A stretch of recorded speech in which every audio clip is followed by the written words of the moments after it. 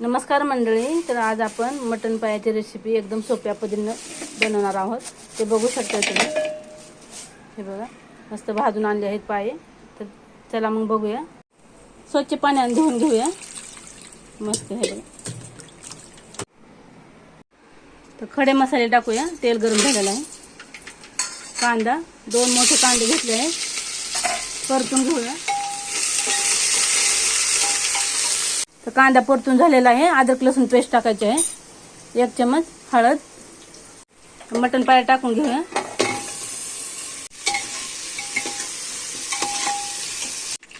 बघा, गरम पाणी केलं आहे, तर गरम पाणी टाकायचं आहे आणि 10 ते 12 शिट्ट्या देऊया।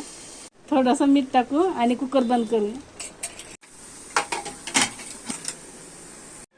खडे मसाले टाकू। पहिलं कांदा परतून घेऊ, टोमॅटो, अद्रक लसूण पेस्ट। तर कांदा परतून झालेला आहे। काळं तिखट, धना पावडर, कांदा मसाला। हे बघा, हा गरम मसाला आहे घरी बनवलेला। मिक्स करून घेऊ। हळद, चवीनुसार मीठ। मसाला झालाय परतून, तरी टाकूया। हे बघा, मटण पाया।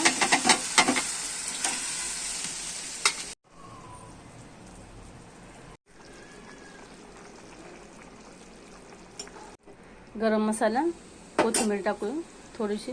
तर रस्सा झालेला आहे, मटण पाया रस्सा मस्त।